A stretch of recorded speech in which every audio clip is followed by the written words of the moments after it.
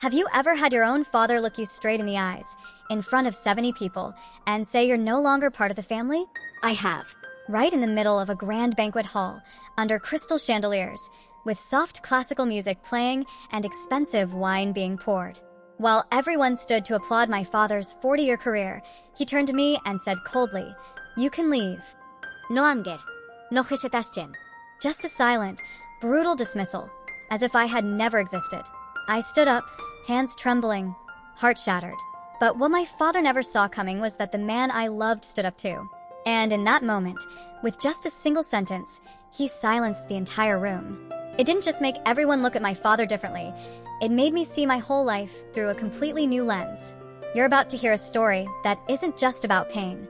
It's about how a woman found herself again after 3 decades of being judged, rejected, and kept quiet. This is my story, but it might also be yours, or someone you know who's still carrying invisible wounds from their own family. If you've ever felt like you weren't enough just because you were different. If you've ever sat silently at a family dinner, afraid to say something that might upset someone. If you've ever longed for recognition that never came, then this video is for you. Drop a comment to let me know where you're watching from. Hit subscribe. And share this story with someone who might need a wake-up call. Because sometimes the bravest thing you'll ever do is stand up and walk out of a room, / from the outside. My house was the perfect picture of the American dream. A stately old mansion in Greenwich, Connecticut, tucked quietly behind pristine white fences and an immaculately manicured lawn. Anyone passing by would have thought, this must be the home of a loving, proud, all-American family. But behind those walls was a system built on expectation, fear, and decades of silence. My father, Robert Whitmore, wasn't just a successful man in banking. He was an emotional puppeteer, a master at distributing or withholding affection based on achievement. In his eyes, everything had a metric: grades, titles, college rankings, income, and reputation. Every evening in that house was an unspoken status report on which of his children were still worthy of his approval.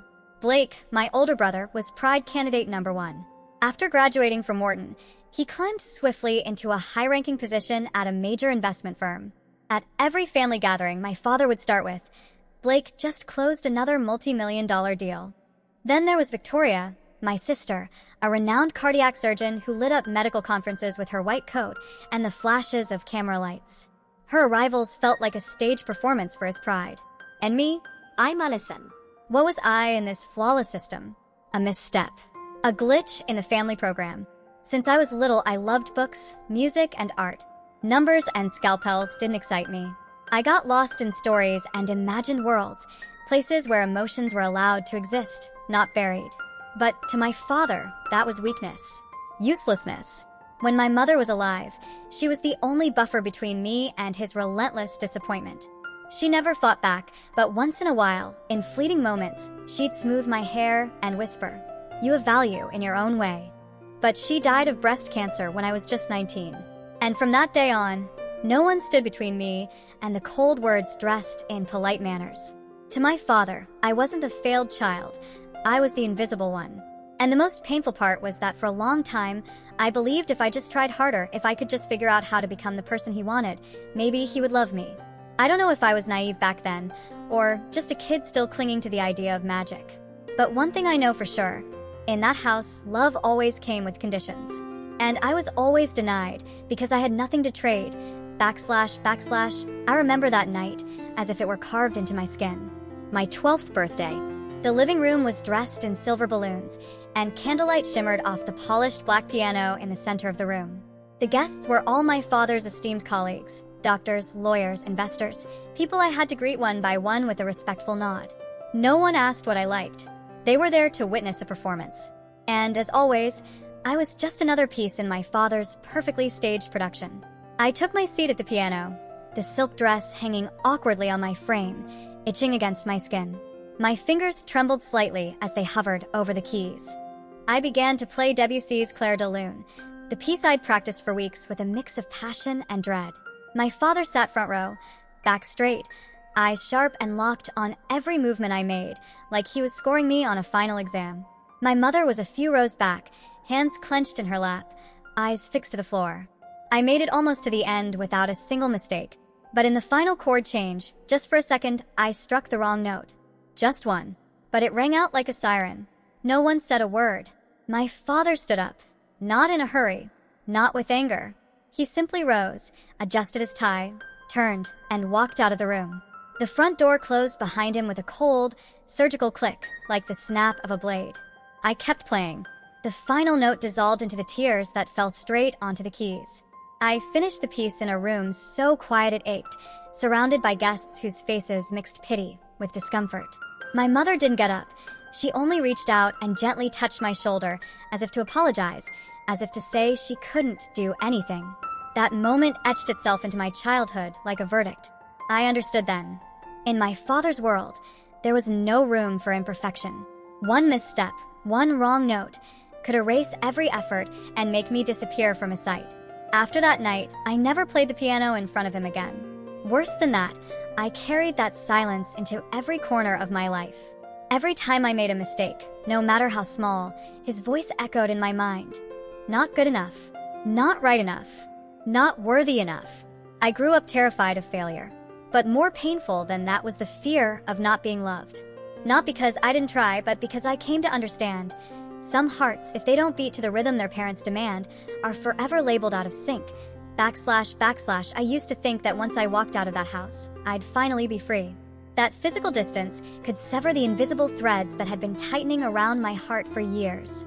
But the truth is, some of my father's words had sunk so deep, I carried them with me long after we no longer lived under the same roof. The day I got my acceptance letter from NYU's Department of Literature, my hands trembled with emotion.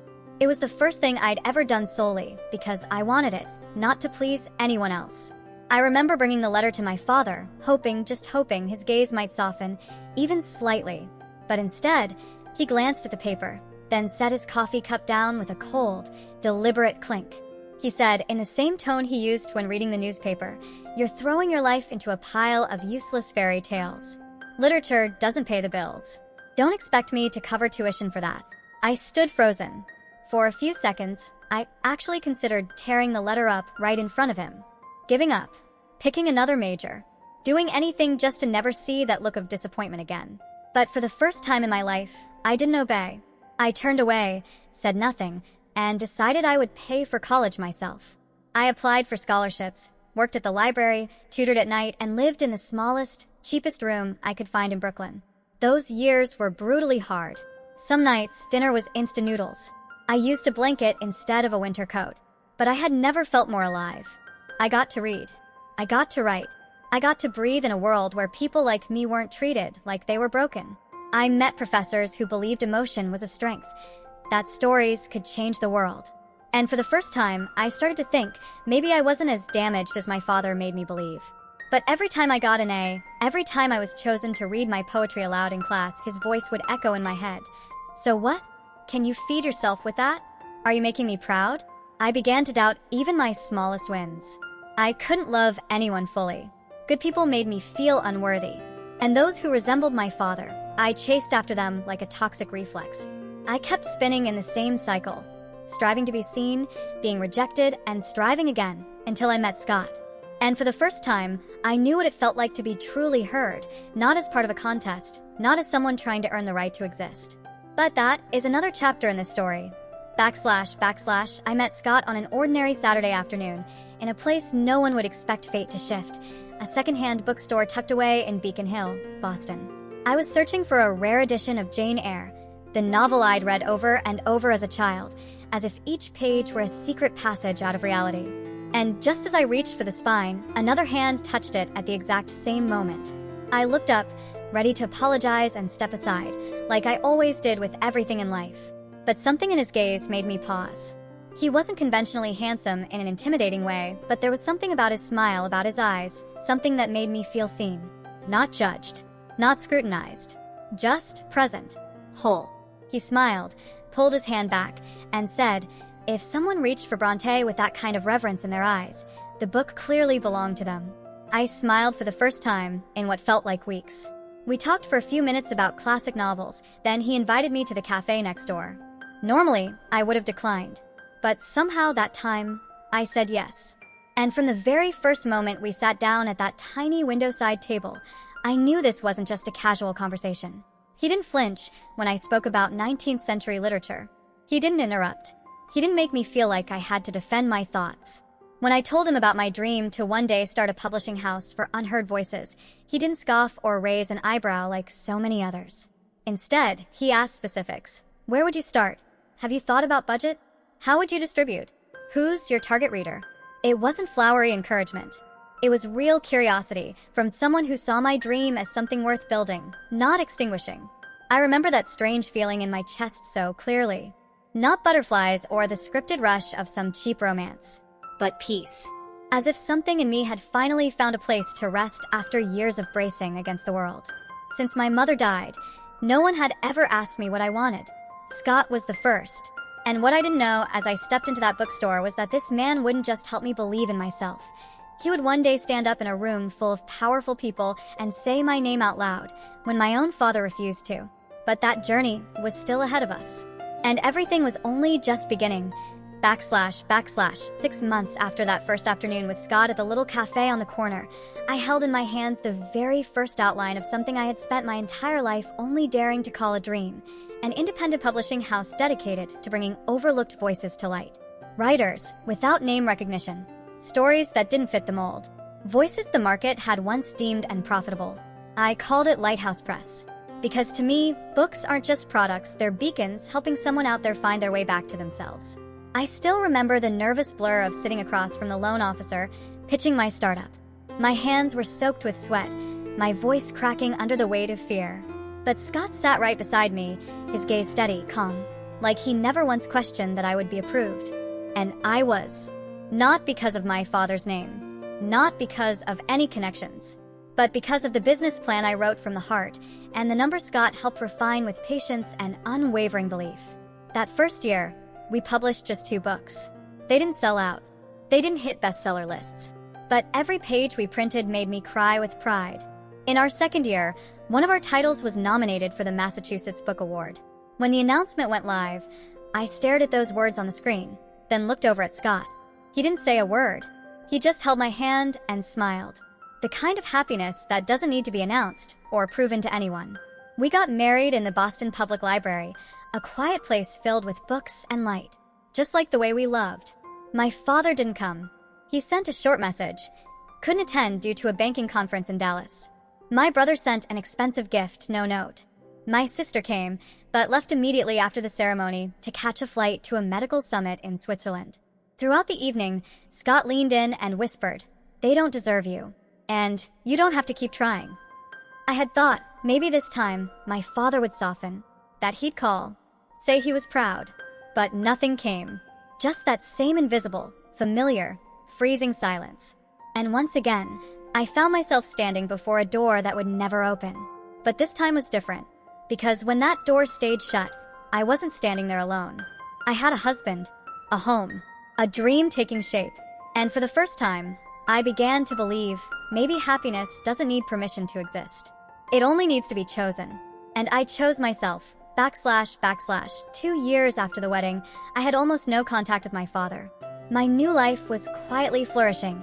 Lighthouse Press had found its rhythm, and my love with Scott had deepened into something steady and peaceful, like a river after the storm.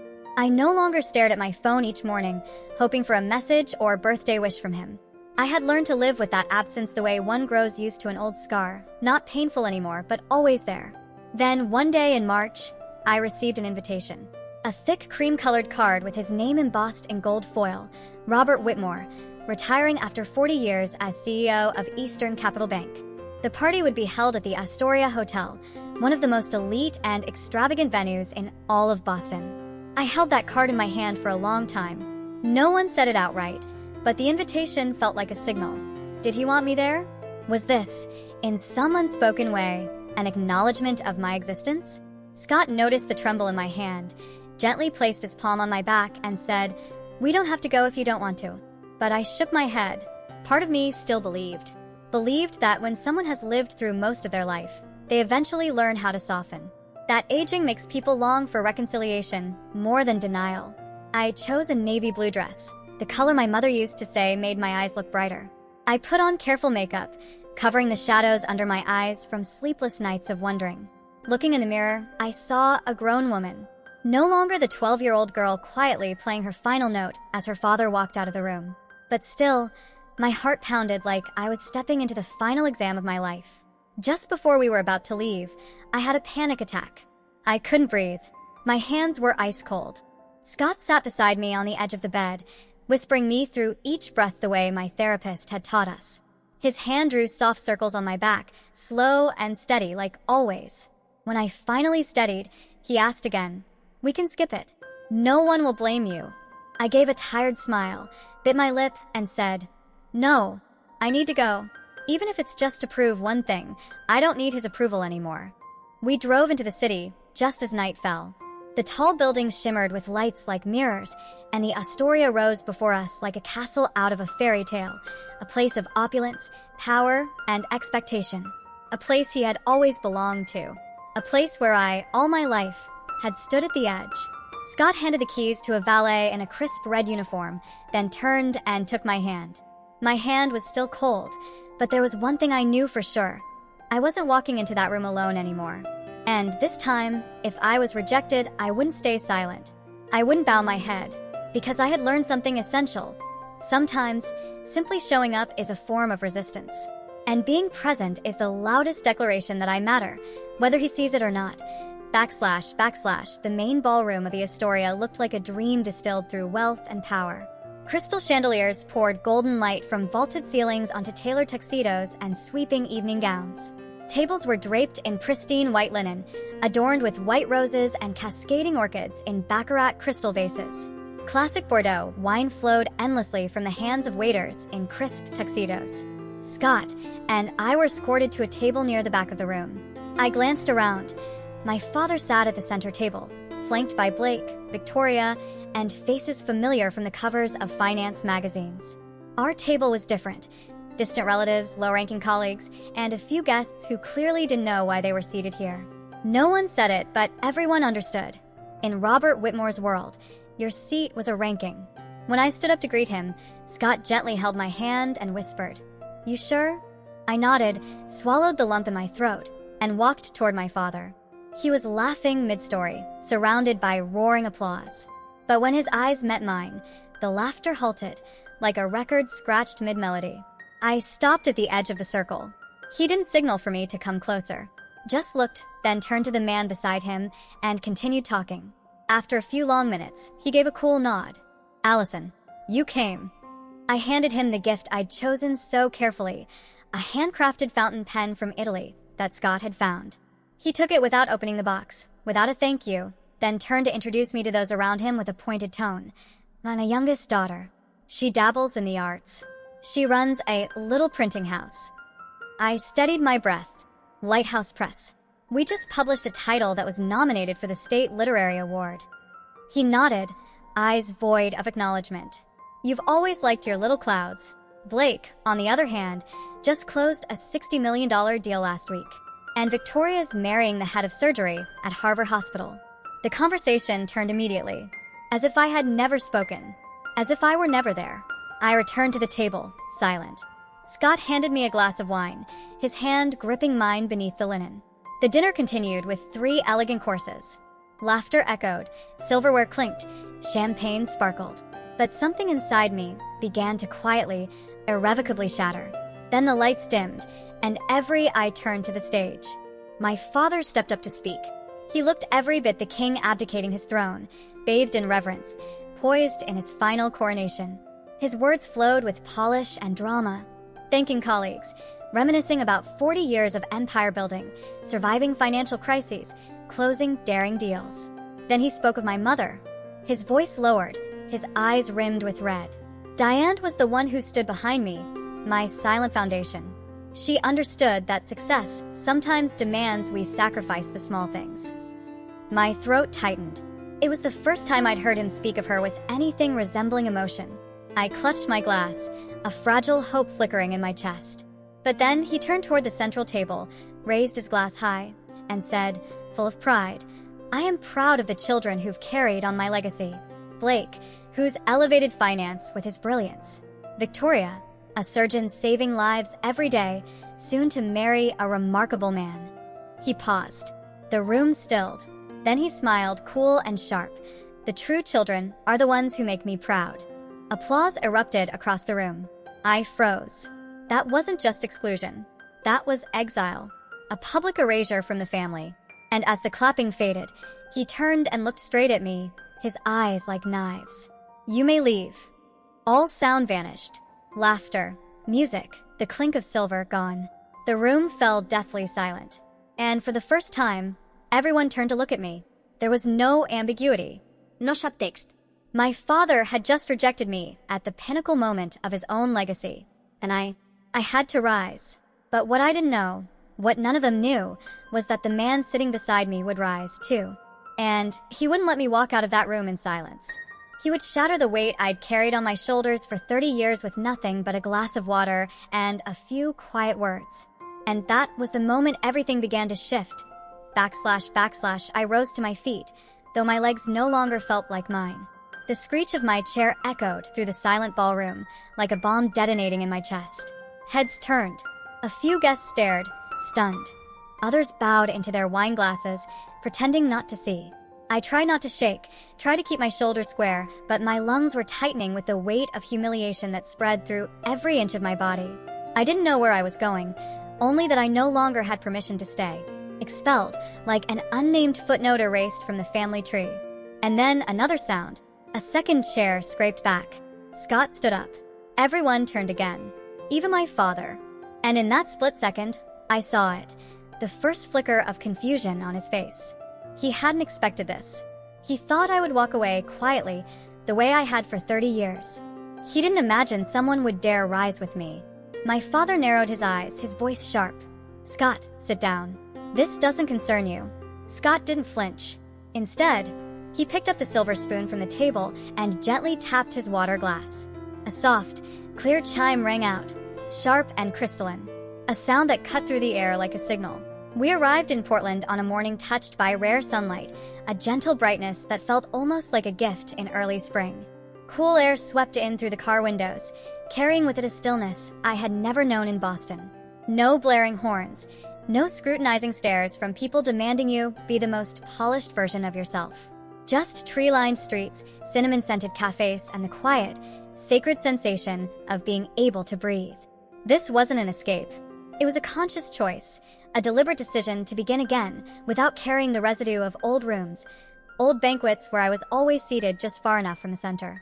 Portland, with its slower pace and vibrant creative community, felt like the kind of place where my dreams were no longer indulgent luxuries. They were possibilities.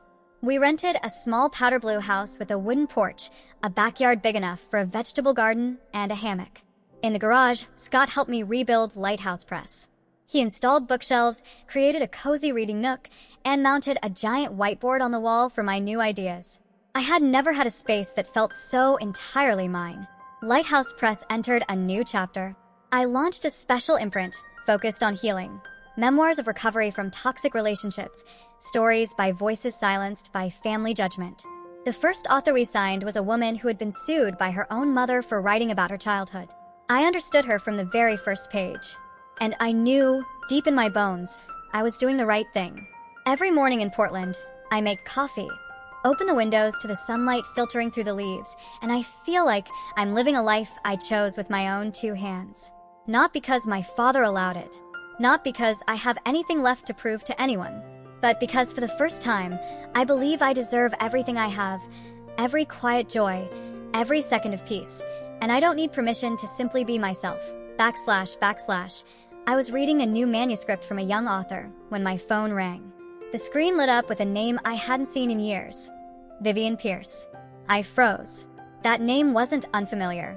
Vivian had been my father's longtime personal assistant, the woman who stood beside him through his rise at Eastern Capital Bank. Sharp, private, immaculately loyal, or at least, that's what I used to believe. I answered the call, my chest tight with suspicion. Allison, she said, her voice firm, with the clarity of someone who knew exactly what she was doing. And I want to talk to you. We met at a small cafe downtown in Portland. She wore a crisp white blouse, a soft gray coat, her hair swept into a neat bun, still polished and professional, but her usual guarded eyes were softer now.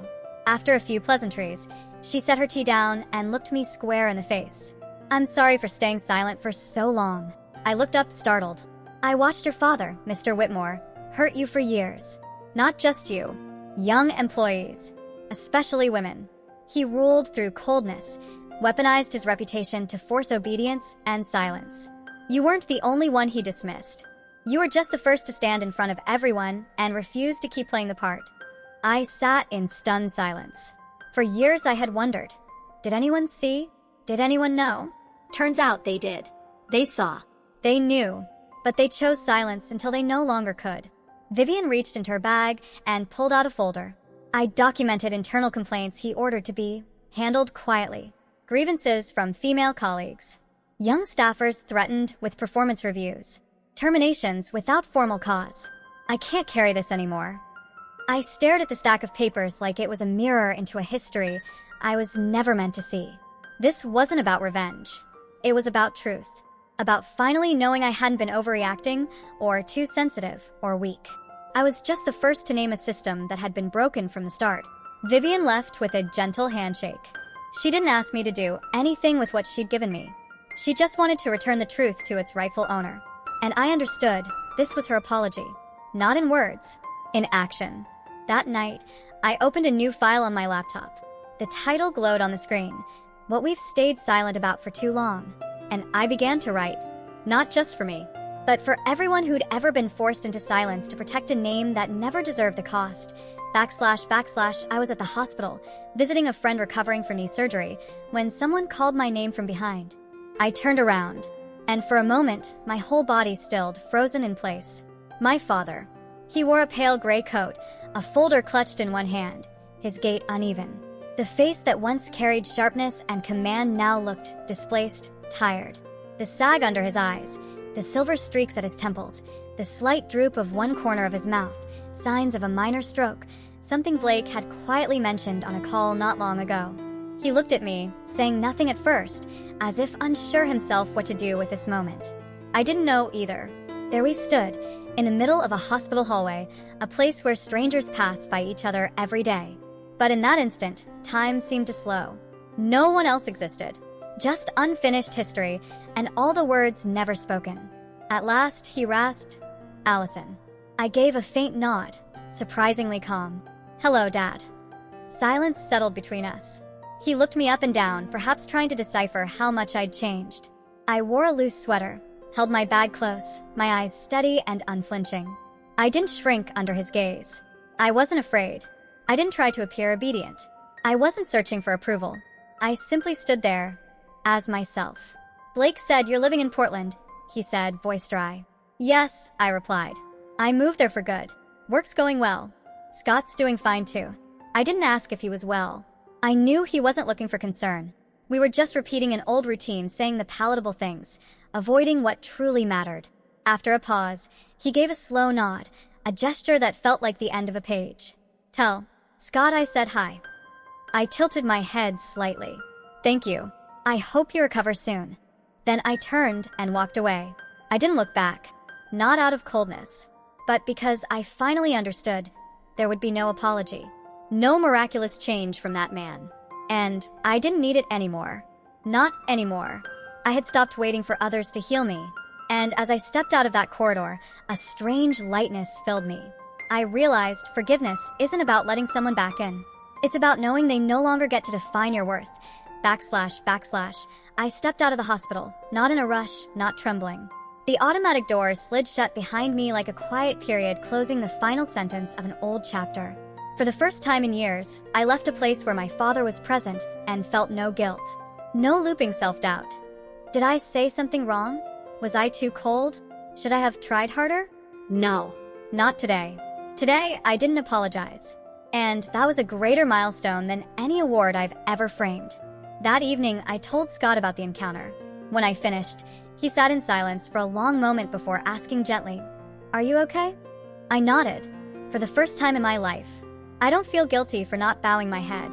I feel right. Scott smiled and pulled me into his arms. "You don't have to carry what was never yours." And I knew he was right. Growing up, I was taught that love was a reward, something to be earned. That to receive it, I had to know when to stay quiet, when to nod, when to sacrifice what I loved for a sliver of approval. But that isn't love. That's a transaction. And I had lived too long inside that contract. Later that night, I sat alone by the window in my office, watching the city lights flicker like a constellation strung across the earth. A quiet warmth spread through me, not because I had defeated my father, but because I no longer needed him to lose for me to feel whole. I used to fear that without him, I'd be unrooted, adrift. But now I see, roots aren't just about the one who plants. They're about the one who survives, who grows. And I am that person.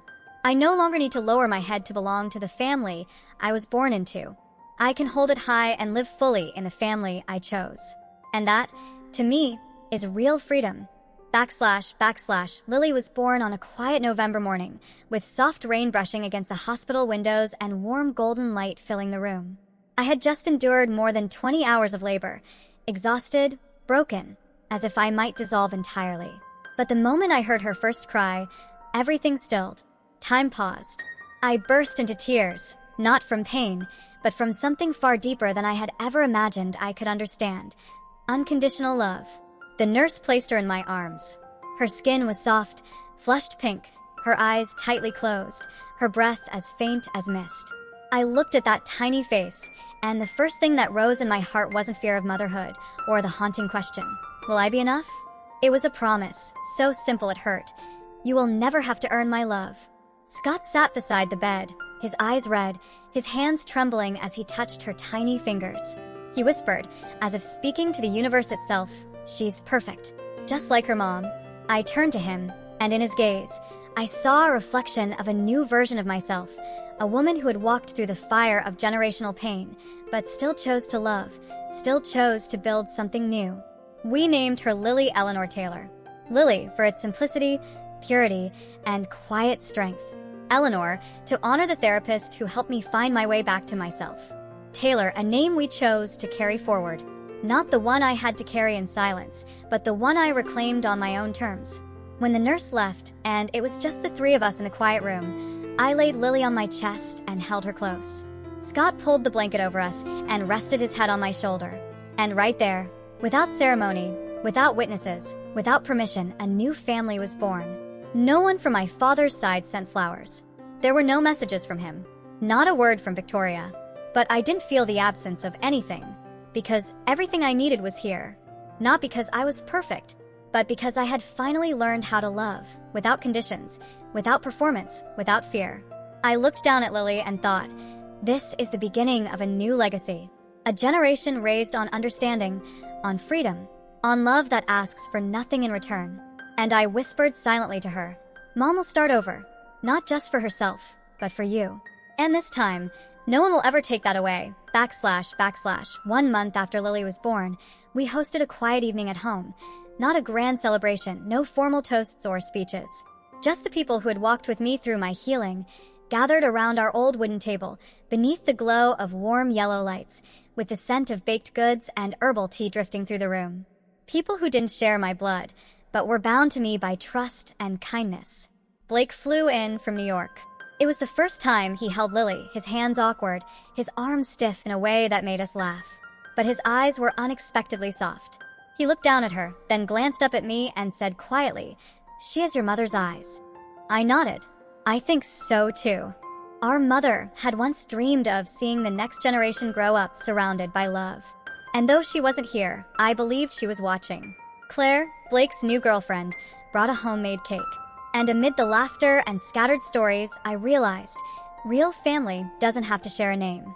Family is where you can show up exactly as you are, unedited, unfiltered, whole. Aunt Rachel, my mother's sister, was there too. After years of lost contact, I had called her after Lily's birth. She flew out the following week, carrying old photographs and a few of my mother's surviving journals. In one entry, my mother had written, "Asterisk, Allison is a dreamer, and that's the most beautiful thing. I just hope the world won't make her change in order to survive." Asterisk, I cried for a long time reading that, because in the end, I hadn't changed. I had survived. As myself. The evening ended with a toast from Scott. He lifted his glass of lemonade, smiled, and said, "To the ones who stayed, when everyone else turned away, To the hands that held us not because they had to, but because they chose to. To Lily, and every child who will grow up knowing they don't have to become someone else to be worthy of love. To family, not the one we're born into, but the one we choose. Glasses clinked. There was no need for fine wine. No need for a stage. Only one thing mattered: sincerity. I held Lily, laid her gently in the wooden cradle Scott had built by hand, and watched her sleep peacefully as laughter echoed from the other room. And I knew no grand banquet, no rehearsed speeches could compare to this. This was the true celebration. A new chapter. A new definition of legacy, of love, and of what I had spent years longing for. A place to belong. // if you've stayed with me this far, then maybe, somewhere in this story, you saw a piece of yourself. Maybe you, too, grew up in a home where love had to be earned with perfection. Maybe you were taught to stay silent just to keep the peace. Maybe you were that child standing quietly in the corner, waiting for a recognition that never came. If that's true, you're not alone. I'm not telling this story to complain. I'm telling it to say one thing. Sometimes, in order to be loved the right way, we have to walk away from the people who are supposed to love us first. And sometimes, the greatest act of courage isn't standing up to someone, it's choosing yourself. It's daring to believe you are already enough, even when no one ever told you that. If you're carrying an invisible wound, I want you to know, that doesn't make you weak. It's proof you've survived. If you've ever been told you're too sensitive, too dreamy, too different, remember, it's those exact things that have kept you alive. And one day, they'll be the things that help you bloom in ways no one expected. I'm no longer waiting for my father to change. I'm not holding out for apologies from those who never truly listened. I've chosen to end that cycle, so my daughter, and so I don't have to carry it any further. You have that right too. The right to begin again. The right to walk away. The right to define your own meaning of family, of love, of worth. If this story touched something in you, leave a comment. Tell me, who hurt you in a way no one ever saw? How did you find your way back? And if you're not there yet, maybe this video is the first step. Don't forget to subscribe and share this story with someone who needs to hear what we all deserve to be reminded of. You do not need permission to be loved. You have always been enough. And if no one has ever told you that, let me be the first. You are not wrong for being who you are. And you right now are worthy of love. Fully. Unconditionally. Without exception. //